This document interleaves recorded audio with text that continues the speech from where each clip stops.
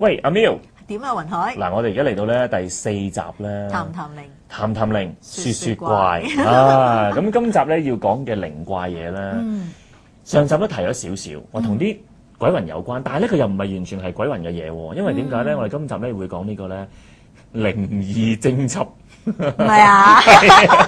即係咧喺呢個用一啲通靈嘅方式咧去破案又好，去調查案件又好。咦，你講人鬼情未了啊 ？Ghost 你講翻呢個 N 年前嘅一個電影，好睇㗎。嗱，我都覺得好睇，但係我驚有啲網友咧唔知道嗰個人鬼情未了係講乜嘢。會啩喂，你講翻少少內容俾人聽先啦。其實最主要都係兩夫婦有一個男士去咗世啦，咁個女士遺留咗喺世上，好惦念佢啦。係後來一個本來係人嘅靈媒咧，咁神推鬼拱咧，就真係嗰個就係湖比高拔啦。係啦，咁佢真係同呢一個死咗嘅男事主咧係聯絡到嘅。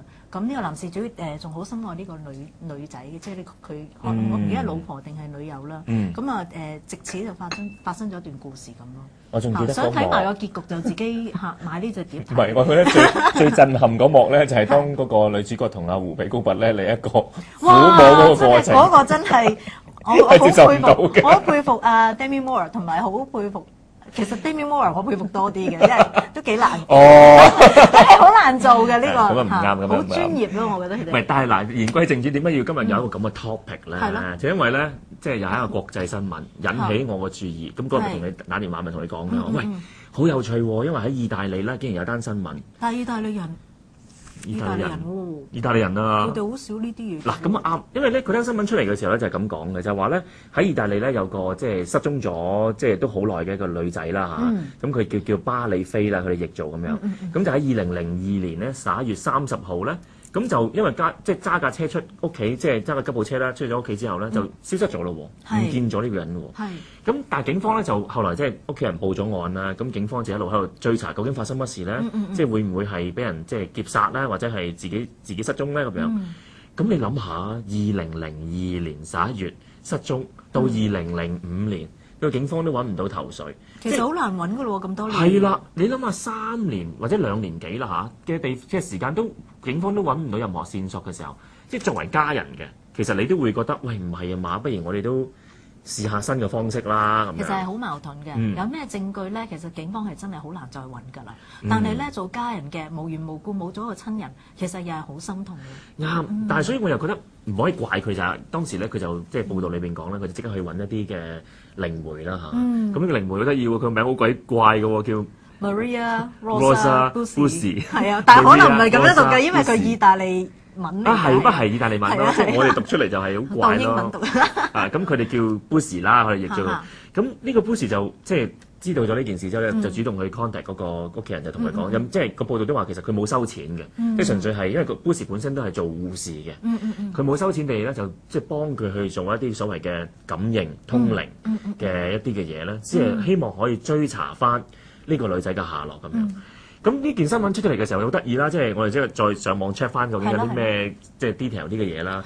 咁就發現原來嗰個即係靈媒就跟翻嗰個生前嗰個女仔行嗰條路線啦，就感應到就話喂，喺呢個意大利呢個叫做科莫湖嘅一個地方，咁原來咧佢認為咧嗰個女仔應該喺嗰個湖底嘅，就已經死咗。已經死咗。同埋聽講咧，當佢感應到嘅時候咧，就同警方嗰方，即係或者同咗屋企人講，呢屋企人咧就同警方邊講啦。警方就話冇可能嘅，嗰個位係冇可能喺嗰度㗎。我哋應該我哋唔會理會呢件事㗎咁樣。係啊，我發覺而家我同你講嗰係嘢咧，似一個咧警訊咁樣，有個靈媒嘅角度去分析。OK，咁咧，但係即係你講得啱啊，即係個警方係唔信嘅。即係但係我又咁諗喎，你講真啦，即係求其一個靈媒話係啊，嗰條屍喺嗰個湖底㗎。又好難叫佢做嘢嘅。如果個個都話自己係靈媒，個個俾一啲消息，警方就要做嘢，咁就好慘㗎啦。因為你唔知邊啲係真，邊啲係假㗎嘛。冇錯。咁但係當然啦，即係作為嗰個失蹤者嘅家人咧，佢哋就都幾信佢，因為覺得你2年幾警方都做唔到嘢咯。咁個靈媒同你講話啊，其實佢感應到嗰個女仔，即係其實佢都好悲劇㗎啦，因為佢都話俾佢聽，其實死咗㗎啦，就喺個湖底。但係當我屋企人就話，即係呢條屍都要揾到為止啦，係咪先？咁個屋企人就竟然咧就覺得算啦，你警方唔肯打鬧嘅，或者你個警方唔肯信我哋嘅，咁佢就自己請咗隊潛水隊嘅水鬼隊係啦，咁就落到個荒漠湖裏邊，即其實唔係好想見到嘅事實咯，就係佢落咗個湖底嘅時候就真係揾到嗰架吉普車，真係即係見到嗰個女仔嘅屍體，咁後來就打撈咗落嚟，咁就揾翻條屍。係啦，根據資料講咧，嗰個揾到屍體嘅地方咧，距離岸邊係有成150米咁遠嘅喎。咁佢都話連負責打撈或者嗰現場，因為佢都有叫私家偵探去。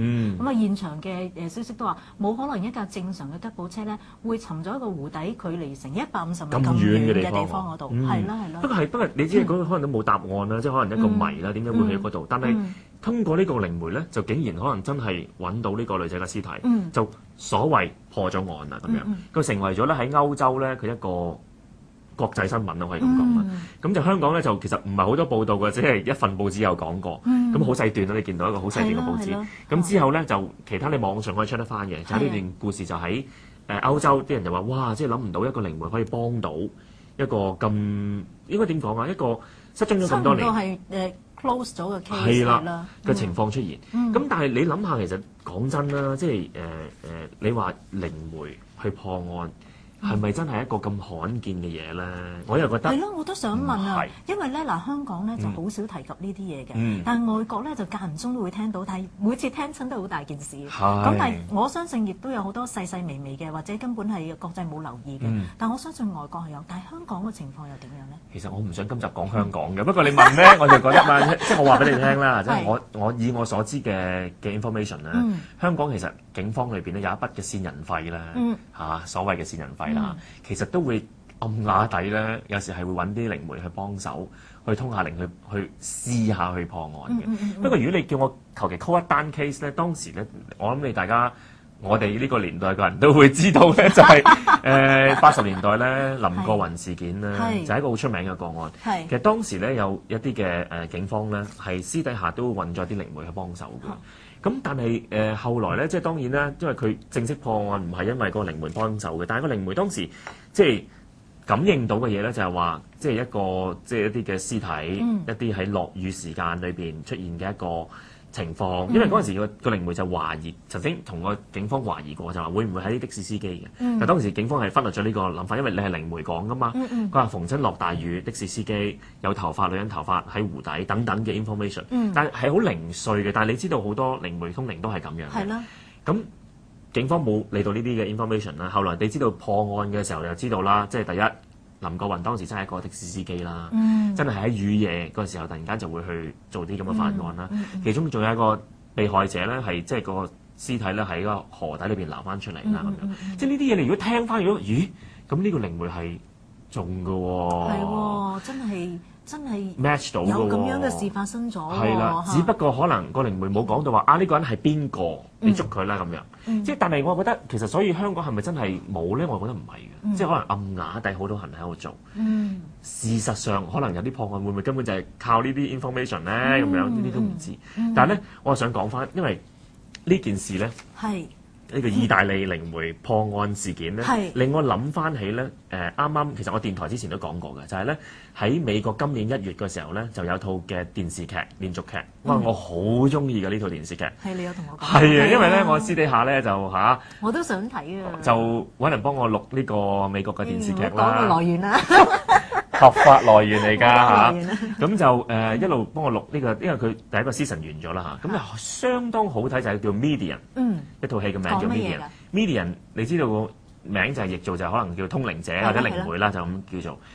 咁佢就係講咧一個靈媒咧去幫助警方破案。不如咁啊嗱，好 interesting 喎，好 interesting 嘅。不如我講少少個內容咧俾大家聽。不如我翻嚟咧就透露少少嘅內容，因為咧我知道咧呢套劇咧香港已經買咗，翻嚟見。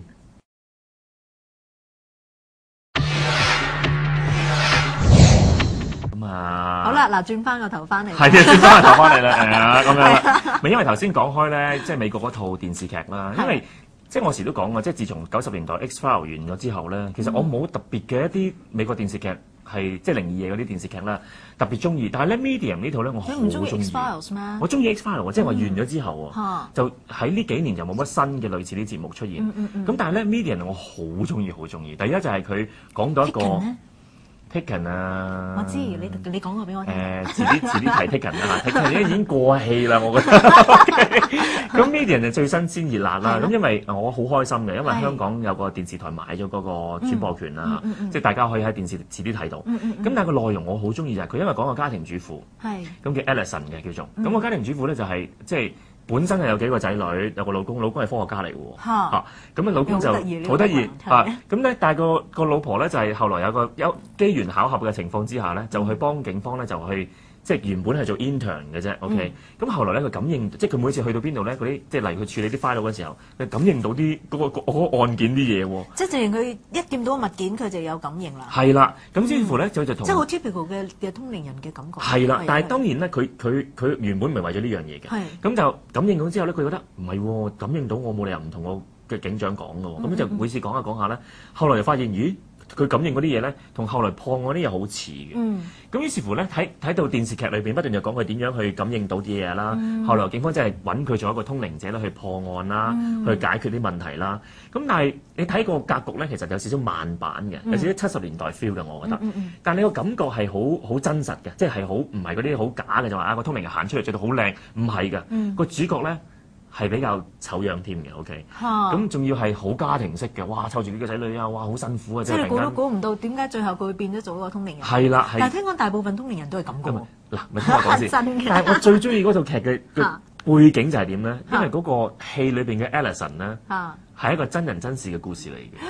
即係話咩咧？因為咧 Alison 咧本身喺美國咧係真係一個咧家庭主婦，有幾個仔，佢老公真係一個科學家，真係無端端咧喺陰差陽錯之下咧就開始幫呢個警方去破案。咁 Alison 個樣咧比嗰個電視劇嗰個女主角仲靚嘅。哦，但係佢就揾咗個冇咁靚。揾咗冇咁靚。可能咁樣佢覺得說服力高啲啊。可能係。咁仲要係咧，即係查翻嗰啲嘅背景嘅時候咧，呢個 Alison 咧係真係好多嘅電視劇裏邊嗰個版本咧，原來好多個故事咧係真人真事，佢曾經去點樣處理一啲個案件咧，就喺嗰套電視裏邊拍翻出嚟。哦，咁我覺得幾過癮喎，因為你冇諗過，即係佢係真到咧，因為嗰啲仔女嘅數目啊，佢老公嗰啲嘢全部都係即係攞翻依照嘅。哦，依照翻佢嗰個真人真事嘅生活去寫嘅。嗯，咁我覺得得意就係我透露翻少少佢嗰啲有幾個 case 咧，我覺得係好正嘅。係，例如佢。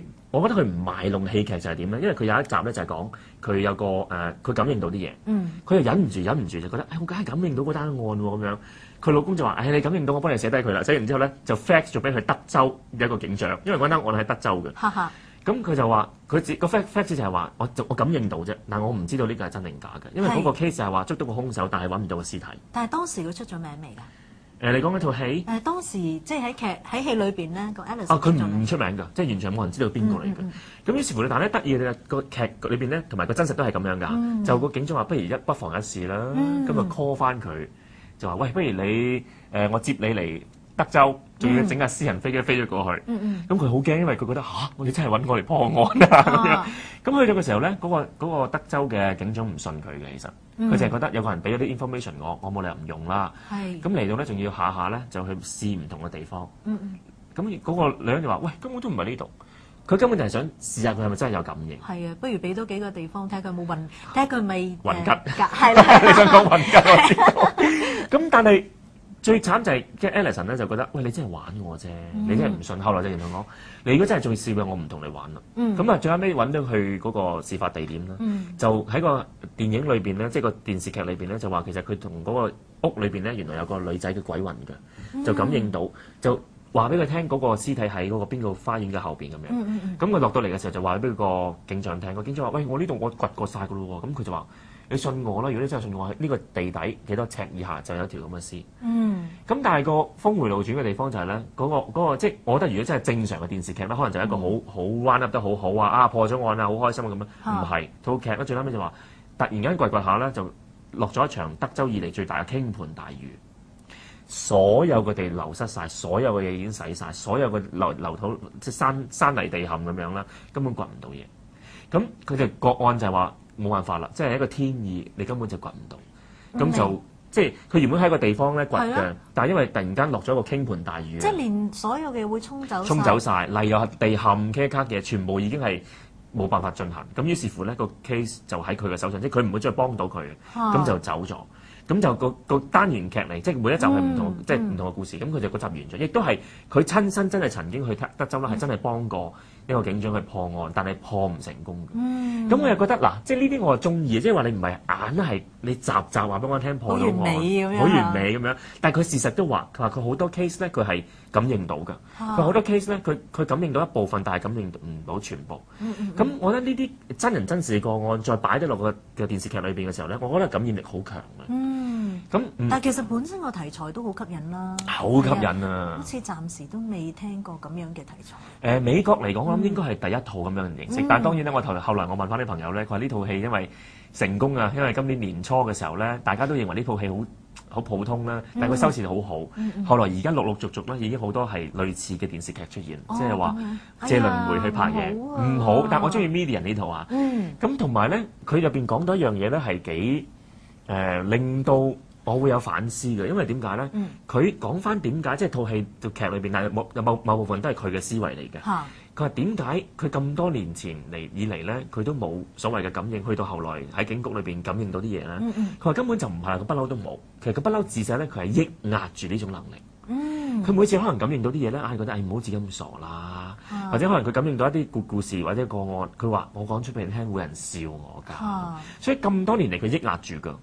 咁突然間去到警局嘅時候，佢親身摸到啲證物嘅時候咧，啲嘢就好強烈嘅感覺㗎。係啦，直情佢腦裏邊有啲即係圖片出咗嚟啦。我有睇過咧，網上面啲資料咧，呢類型嘅通靈人咧，其實除咗一啲係天生嘅咧，仲可以有其他兩種方法啦，即係最低限度兩種方法啦。一種就佢啲靈媒講翻嘅，佢話其實可以 train 嘅，與生俱來，即係呢個其實能力上咧，你係有機會 train 到佢出嚟嘅。即係你意思可能每個人都有機會去訓練。其實如果我相信咧，我相信人係有第六感嘅，不過冚咗嘅。我都信。係啦，咁佢就話係可以 train 翻出嚟嘅。咁另外一種方法咧，就可能經過一啲嘅意外啦，可能撞親個頭啊等等。咁咧，其中有一位靈媒比較出名啲嘅咧，佢等陣間我再講翻資料。佢咧就係因為一個意外，所以咧令到自己突然之間有呢一種嘅通靈能力嘅。即係因為意外導致佢有突然間。佢撞親個頭。跟住當佢過咗嘅佢個昏迷完咗之後醒翻嘅時候咧，佢就開始有呢種嘅感應能力咯。咁就開始去幫人哋去處理啲個案咁樣。係啊。咦？呢個就係咪係我哋私底下講嗰個揾模特兒嗰單 case 嗰個嚟㗎？我都要望翻其實，因為我哋有好多個模特兒好多個通靈人。好多個模特兒。好多個通靈人嘅資料咧，咁其實原來炒起上嚟咧，好多個唔同國家，英國啊，甚至係一啲美國咁都有咁樣嘅 case，就係用通靈人去幫手破。你令我醒起咧，嗱，即係我哋錄影嘅期間咧，即係我哋。如果大家有記憶，喺幾個禮拜之前咧，有個即係香港嘅警司啦嚇，警探員啦，叫丁利華嘅一個探員，即係去西貢行山失蹤咗噶嘛。咁但係過咗即係大概個零禮拜之後咧，咁佢哋嘅家人因為警方都破唔到案啦，揾唔到佢，即係我哋錄音嘅時候錄影嘅時候都未揾到佢嘅出現啦嚇。咁後來呢個家人咧，咦？都竟然嘗試用一啲通靈嘅方式想去揾佢，其實可以理解到佢嘅心情。我都明白，不如我哋轉頭翻嚟講下咧，究竟嗰班家人係喺香港點樣用一個通靈人去嘗試去尋找佢嘅家人啊？嗱咁喺上一 part 咧，我哋講開就係即係之前咪有個警員，即係喺西貢行山嘅時候就唔見咗啦，失蹤咗啦。咁就即係喺我哋錄呢個節目嘅時候，仲未揾翻佢。咁但係喺9月中嘅時候咧，因為佢啲家人都即係好心急啦，就揾唔到佢，但係又冇任何嘅跡象，即係又冇佢啲物件啊，又冇佢任何其他嘢。咁於是乎咧，佢家人咧就喺報道裏邊咧就都有趣喎，因為佢會話請咗個香港嘅法師，就即係其實。當然啦，即係佢用法師，即係我哋私底下都有少少唔同嘅見解啦。咁但係佢都好似法師可能係好多種唔同類型嘅法師啦，係啦。咁但係佢好似即係之前嗰啲外國 case 咁啦，就係佢揾呢個法師咧，想去幫手，用一個所謂嘅能力啦嚇，就去揾翻呢個失蹤者嘅即係失蹤嘅丁探員喺邊度咁樣。咁喺報道裏邊咧，佢就同啲記者講咧，就話佢感應到嘅喎，即係喺個9月中嘅時候，就話佢咧相信咧9月中嘅時就話佢咧係未有事嘅，仲生存嘅。不過咧個位置咧就係一個燒烤地點嘅附近一個斜坡，咁仲話咧佢啲有好多係咯好多泥濘嘅地方，咁啊掙扎緊咁樣嘅。咁當然啦，即係呢個即係所謂嘅位置咧，其實個家人咧就通過法師咧，亦都同啲警方咧就去講咗嘅，就話喂，我哋個法師咁樣同我哋講，不如你哋去做一個搜查啦咁樣。咁當時啲警方亦都咧去到佢指示或者佢感應嘅地方附近咧去搜查咧，就都冇發現嘅咁樣。咁當然咧，但係我又覺得兩題咧，第一樣嘢就係話，咦，即係起碼香港都有人會用一啲比較新嘅方式，用一啲通靈嘅方式或者靈媒嘅方式，或者佢呢度所謂嘅法師啦嚇，就去尋找一啲失蹤嘅個案咁樣。咁變咗咧，我覺得雖然可能呢個 case 裏邊而家暫時未成功啦，但係我覺得都唔可以否定呢樣嘢嘅能力嘅。其實係即係有時為咗解決一啲問題咧，即係唔同渠道都會試下，即係科學性啲嘅又可能會試下，一啲係比較你靈異啲嘅方法又會試下。應該係不失為一個方法，因為聽講以前有啲 case 係真係成功。其實係因為嗱，我又想講翻一單，即係喺美國咧，喺路易斯安那州附近一個 case 嘅，因為咧嗰陣時有套紀錄片，咁我喺美國睇啦，就講一單真人真事嘅個案嚟嘅，即係唔係嗰啲咩娛樂片嗰啲，即係唔係電視劇嚟㗎啦，真係一個真事 documentary 嘅嘢嚟嘅。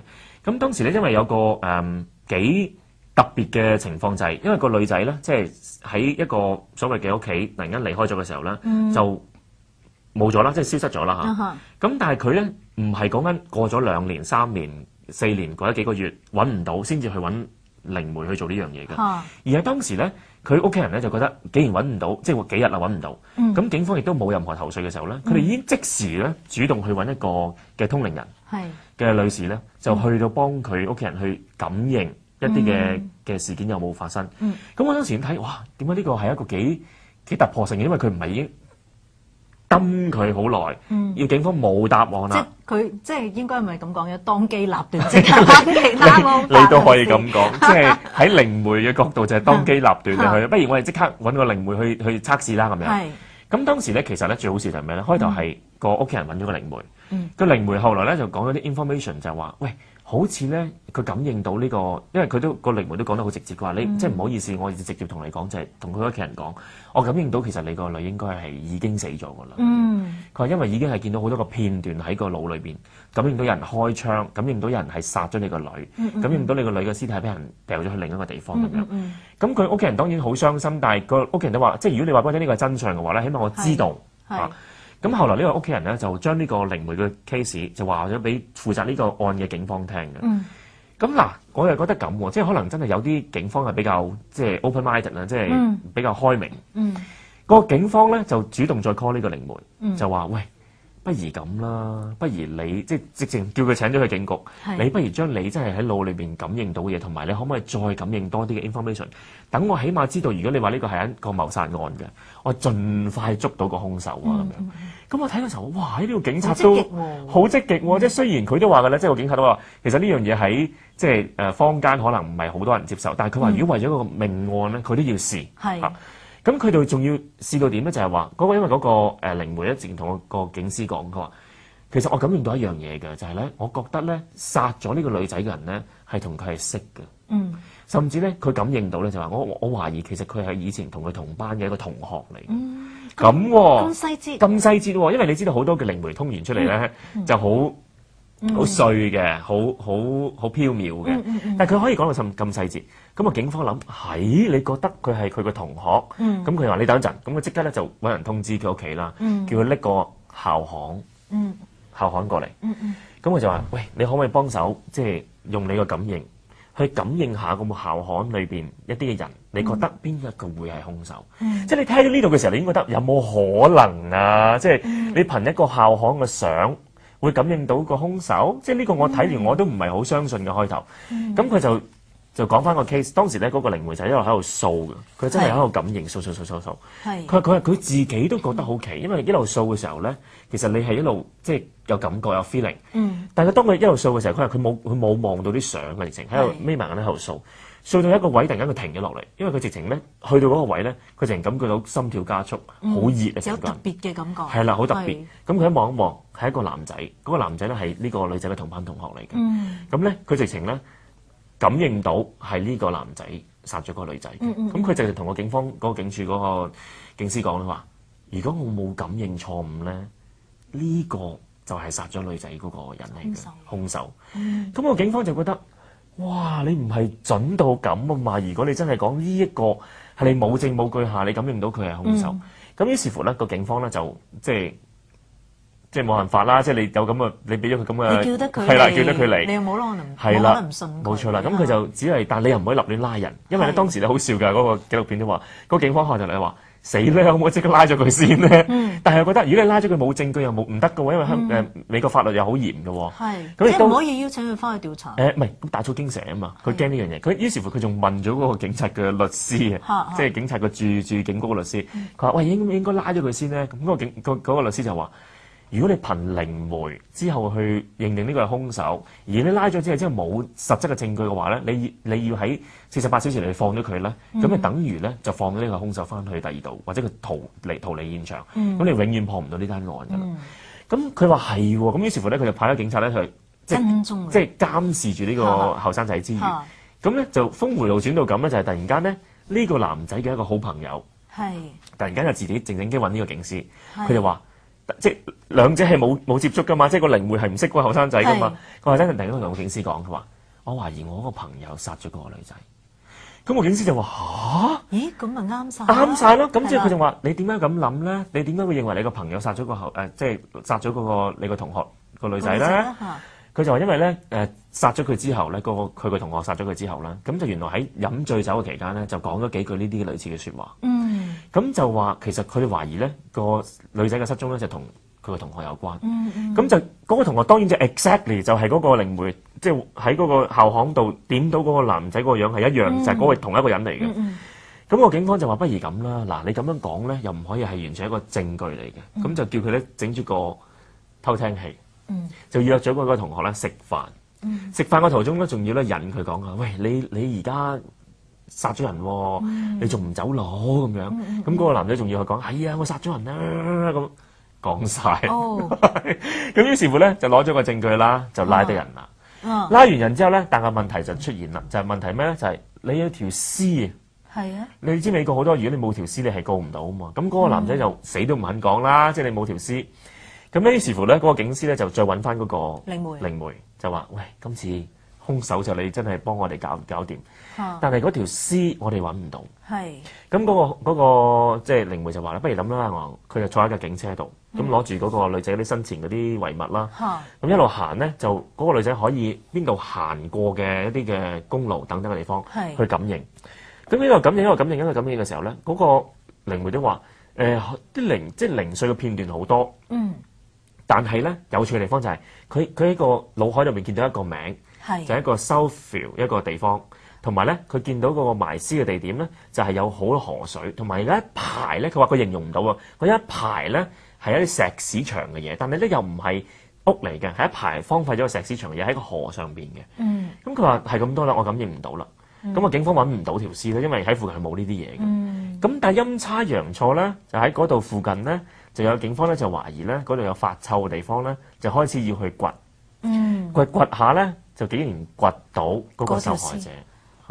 咁個警方去到個時候咧，就睇到現場咧，佢就覺得個靈媒咧好盡，因為點解咧？佢話第一撞嗰度咧係泥地濕地啦，好多水啦。原來喺撞嘅位置嗰條河望上去咧，就係一個荒廢咗一個舊嘅石嗰啲橋啊。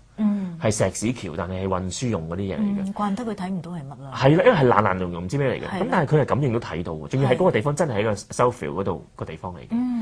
咁咪覺得啊，即係呢個個案擺咗喺個 documentary，因為覺得真係因為呢個靈媒好 detail 形容到一啲嘢，同埋破到案。不如咁，我哋下一 part 翻嚟咧，再講下啲靈媒點樣破案。仲有另外一個 case 啊？仲有 case，翻嚟再傾。呢一 part 翻嚟咧，我見到你好多碌屎啊！係啊，嗱，每次都做功課嘅我。你有好多 case 咧，因為我知道你調查過 check 過咧，好多嘅一啲美國嗰啲model 咧失蹤嘅時間咧，都係有試過揾一啲靈媒幫手。係啊，因為其實咧頭先點解我都講唔出，因為實在有幾多即係幾出名嘅 model 咧喺唔同嘅國家唔係 model。有個幾出名嘅靈媒咧，喺唔同嘅國家咧都有幫過手破案。咁我希望咧，因為今日應該講唔晒嘅，咁我諗我會擺翻喺個網站嗰度，其他嘅有興趣嘅朋友可以去。但你講少少嚟聽下啦。有一個 case 咧，因為係講緊差唔多10年前咧，1995年咧有一個幫花花公子雜誌咧拍個硬照嘅 model 咧，佢嘅揾翻條屍嘅過程咧都係幾轟動嘅，因為當時咧佢拍完佢 on the way 出去拍一個 job 嘅時候咧，拍完 job 之後咧佢就失咗蹤，咁屋企人亦都係嘗試揾佢揾唔到，咁咧就通過一個好出名嘅靈媒咧，呢個靈媒咧叫做Laurie Macquarie 啊，咁佢咧就喺整個通靈過程裏邊咧，就感應到呢個女仔嘅死嘅地方，同埋咧直情係幫佢即係揾到嗰個。即係感應到殺佢嗰個人係邊個？即係個 case 咧，即係佢 picture 到佢，係 picture 到啊！咁亦都係，因為本來同好多嘅 case 一樣啦。當初佢嘅家人唔見咗個女嘅有事嘅時候咧，亦都係透過警方去揾呢個女，咁啊揾唔到，咁咧就啲朋友咧就走去揾咗呢一位呢個靈媒啦。咁跟住咧佢就透過通靈就透過佢嘅心靈感應或者佢直接透視呢樣，我都唔識得點樣去形容佢嘅方法，咁就 picture 到佢嘅銀包喺邊啦，佢嘅車喺邊啦，跟住仲即係咁 detail 我都知。係啊，咁跟住咧就亦都係因為咁嘅原因咧，咁嗰啲友人咧就去通知警方，警方咧就走去佢指定嘅地方嗰度咧，就真係揾到佢嘅銀包啦，佢架車，咁而揾翻條屍出嚟嘅嚇。咁呢個 case 咧嗰陣時好轟動，因為咧呢個女仔比較出名，因為呢個 model 咧佢叫做Linda Sobek 啦，又係我唔係好知你讀得啱唔啱佢個名。咁咧因為佢比較出名啲，咁所以當時都好轟動咯。我想講就係呢啲我哋梗係唔識啦，嗰啲雜誌度出現㗎嘛。十年前嚟講咧，因為佢唔係淨係喺 Playboy 㗎嘛，佢有拍其他。即係佢有其他硬照嘅。係啊，咁呢個係當時美國比較出名。但係最後尾佢冇揾翻條屍㗎，揾翻，即係都係靠通靈嘅。方式呢個咧我記得個資料就係當初係收埋咗喺一笪地方嗰度咧，就本來都係想問翻嗰個killer，即係殺佢嗰個人嘅。咁後期都係因為通過心靈感應都係揾翻呢一條屍出嚟咯。因為其實好得意嘅，因為講起即係講起呢啲通靈嘅人咧，即係例如好似頭先呢啲 case 咁，佢可能感應到啲位置。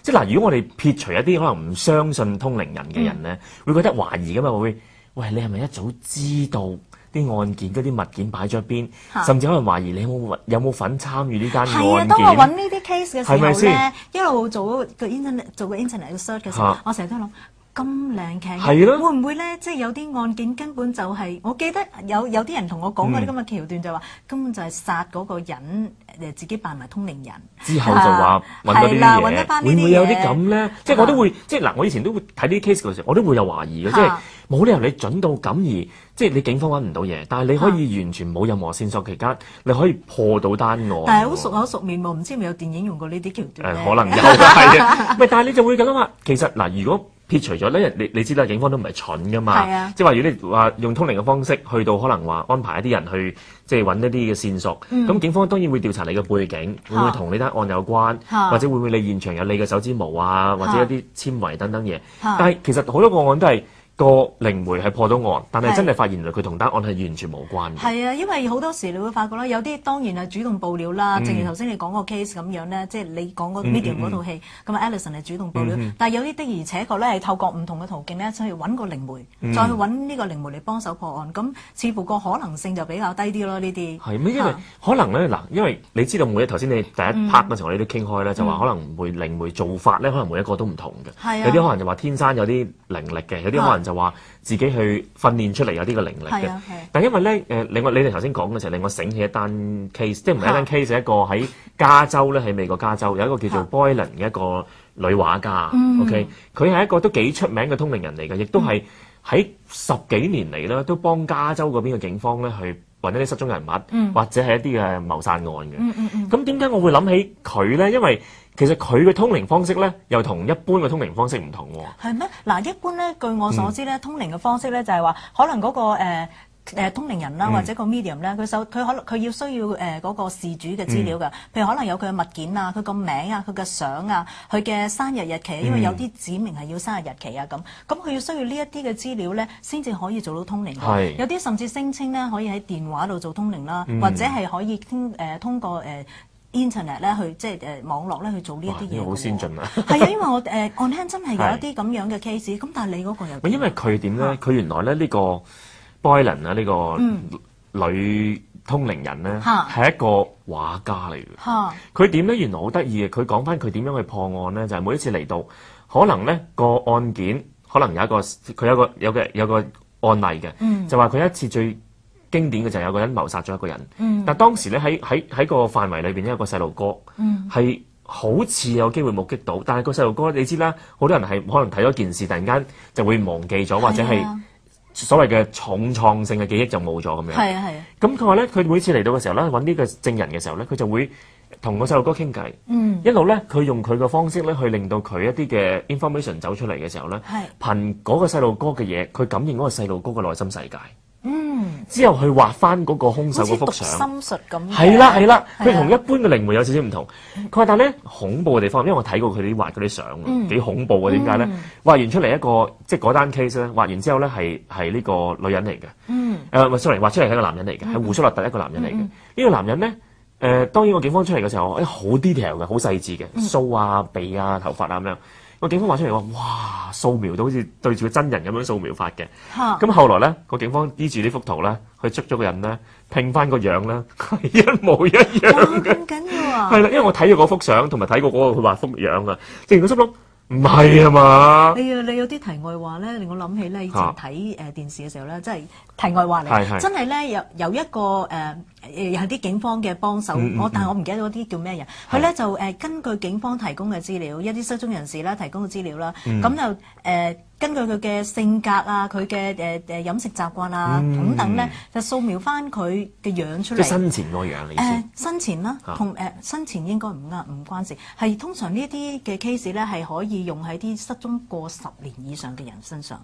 竟然咧係可以將佢嘅樣咧10年之後嘅樣咧係用個 sculpture， 即係用個像整翻晒出嚟，仲可以估計到咧佢而家會係着啲咩衫啊，佢有冇留鬚啊咁。但係咧如果有睇過呢個節目，即係你講緊係失蹤人士長大咗，揾翻佢而家個樣嗰啲 case，係啦，可能講得唔係幾好。唔係我以為嗰人死咗啊！唔係，佢係在生。咁咧譬如當過咗一段時間之後啦，根據呢啲資料整咗出嚟之後咧，咁我哋發覺喺嗰個紀錄片裏邊咧，當呢個人真係揾得翻嘅時候咧，同嗰個專家推測嗰個樣咧係非常之吻合。即係呢樣嘢係幾特別啦。可能100個 case 裏邊，可能有一個小部分係極之吻合，或者啲冇吻合，但係你都會可以想象到原來咁都可以推斷到出嚟。你呢邊 case 就可能一個科學嘅係啊，會同你嗰邊有啲唔同。同嗰個阿波人嗰個不可思議㗎啦。即係佢係通過你講個心靈通他心通啦就去了解到嗰個心裏邊諗緊乜嘢，而去畫翻個圖出嚟。即係呢個又係幾奇怪嘅。但係不如咁咧，我哋下一 part 咧，我哋再講咧就係咧，我哋都要拖到第5 part 㗎，次次都係要。就咧下一 part 咧，我都係講翻呢個 Boylan 咧，有啲嘢咧係超乎咗咧讀心術嗰樣嘢嘅。咁緊要，翻嚟再傾。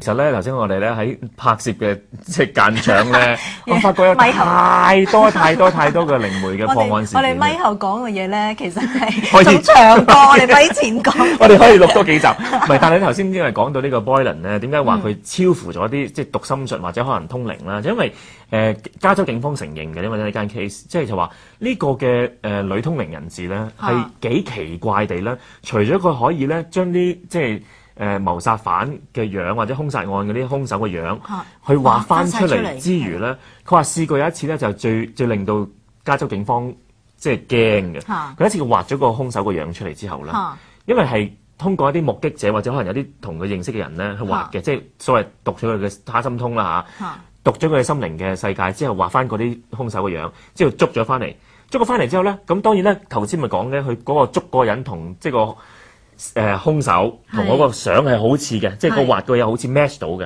咁但係咧，後來咧個警方睇睇下即係有幾單 case 係咁，睇睇下，咦？點解？例如即係有一單 case 係因為咧嗰個兇手咧，原來喺逃走嘅時候咧就唔係個鼻係跌歪咗嘅，個骨跌歪咗嘅。咁但係嗰個通靈人咧係畫嗰陣時咧個鼻都係歪咗嘅喎。咁叻嗱嗰陣時咧個警方就驚一驚啦，佢話：咦？因為咧嗰個跌歪咗個時間咧係嗰啲目擊證人全部咧都不在場嘅，即係話咧佢哋目擊嗰陣時咧嗰個賊咧嗰個兇手咧係未跌歪個鼻嘅，但係咧嗰個靈媒去感應佢哋嘅時候咧，已經感應到當時呢個兇手係跌歪咗個鼻。即係會知道捉到嘅時候個鼻會係跌歪咗。係啊，咪即係捉佢嗰時之前跌歪咗，但係佢感應到咧係冇目擊者之下嘅時候，嗰個兇手嗰個身體狀況係變咗，佢都畫翻出嚟。咁當時啲加州警方都話：喂，即係呢啲係冇辦法解釋嘅喎。係啊，我其實覺得呢啲係好叻嘅，即係好不可思議嘅。其實係。係啊，即係之前我頭先講嘅 case，其實我都覺得好不可思議。係咪真係我點解可以做到咧？諗落其實又唔係好科學性嘅啫喎，其實呢樣嘢。其實係，你話佢科學都幾硬添㗎。係啊，嗱，講到讀心術啦，我都仲有啲問題嘅啫。其實咧，心靈感應嘅嘢咧，可唔可以係越洋嘅咧？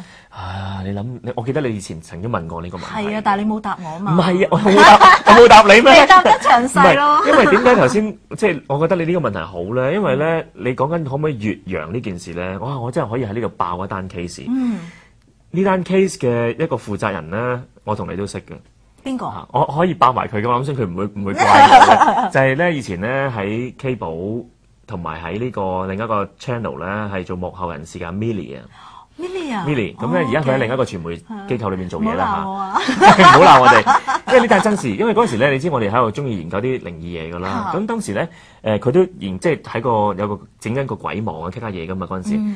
咁有一次咧，記得喺幾年前咧，港大校長個老婆黃麗松咧，咪突然間行下山失蹤咗嘅。係啊，你講又係所有啲警方揾唔到佢，就係佢，因為其實好失蹤嘅奇怪，好奇怪嘅，就係黃麗松喺度等巴士，咁就佢丈夫即係港大校長就行開咗少少，一轉頭唔見咗人喎。